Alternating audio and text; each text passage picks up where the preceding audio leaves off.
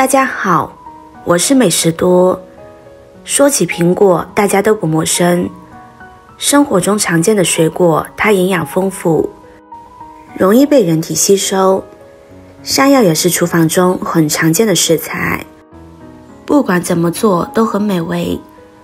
今天就用山药搭配苹果分享一个新吃法，好吃又有营养，一起来看看是怎么做的吧。首先准备适量的山药，不管是粗山药还是细山药，在削皮的过程中都会遇到一种情况，就是给山药削皮会出现手痒、过敏等现象。为什么山药跟芋头一样，徒手抓削皮会发痒呢？原来山药粘液中含有一种叫做皂角素和植物碱，如果直接跟人体接触，就会刺激皮肤组织，从而导致皮肤发痒、刺痛等现象。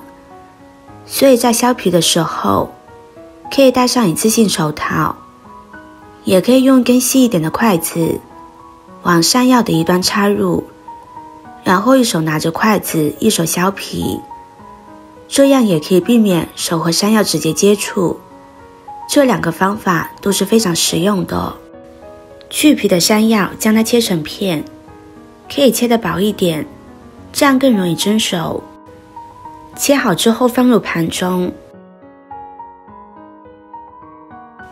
下面往锅中加入适量的清水，放上蒸屉，将山药放入锅中，把山药蒸熟。这个时间再准备一个苹果，将苹果的外皮削去。今天的这个做法，我们是不需要苹果皮的，所以要将苹果皮削掉，不带苹果皮吃着口感会更好。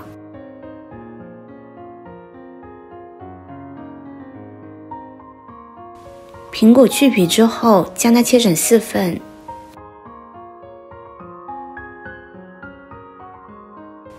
再把苹果核切掉。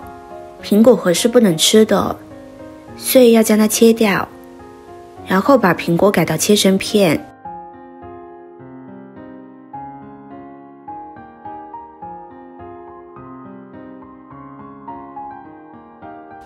再改刀切成细丝。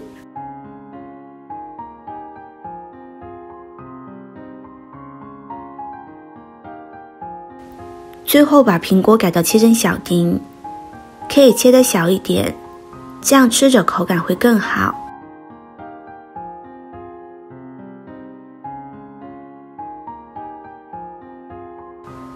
切好之后放入盘中备用。下面准备1小勺淀粉放入碗中，再加入适量的清水，将它搅拌化开，搅成淀粉水，先放在一旁备用。这回往锅中加入适量的食用油，油热将苹果倒入锅中，再加入25克的白糖，然后用铲子不停地翻拌，防止炒糊了。炒的过程要有耐心一些，将苹果多余的水分炒出来。朋友们、家人们，视频看到这里了，麻烦您动动您发财的小手，帮忙点一个免费的 like， 对您来说只是举手之劳，对美食多来说可以高兴的睡不着觉。现在这个视频就辛苦您帮美食多点赞转发一下吧，非常感谢大家的支持和鼓励。苹果水分炒得差不多，再倒入准备好的淀粉水，将苹果核炒至粘稠，就炒至这样的状态就可以了，先盛入盘中备用。现在来看看，山药已经完全蒸熟了，将它取出来放入大碗中，用一个勺子将山药压成泥。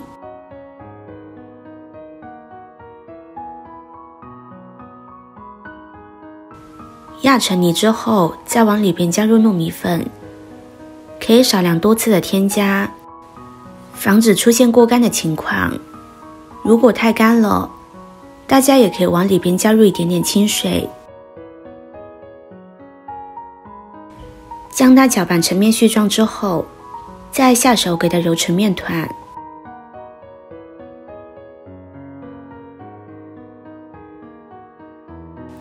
给它揉成一个光滑的面团就可以。接着用手揪下一小团，将它搓成一个小圆球，再按压一下，将它捏成一个小窝窝。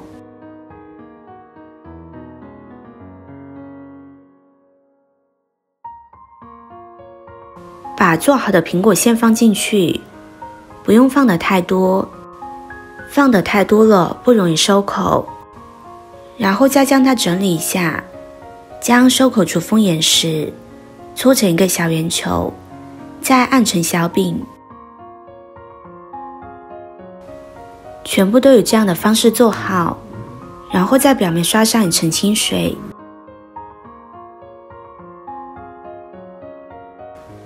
撒上一些白芝麻可以增香，没有白芝麻的用黑芝麻也是可以的。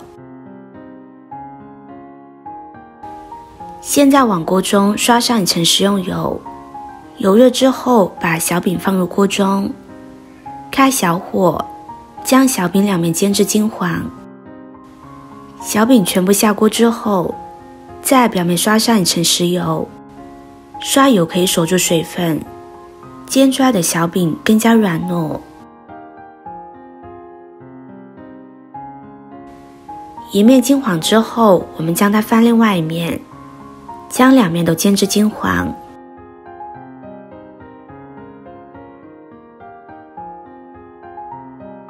大概6分钟左右，将小饼两面都烙至金黄，微微鼓起，按压回弹，就说明熟了。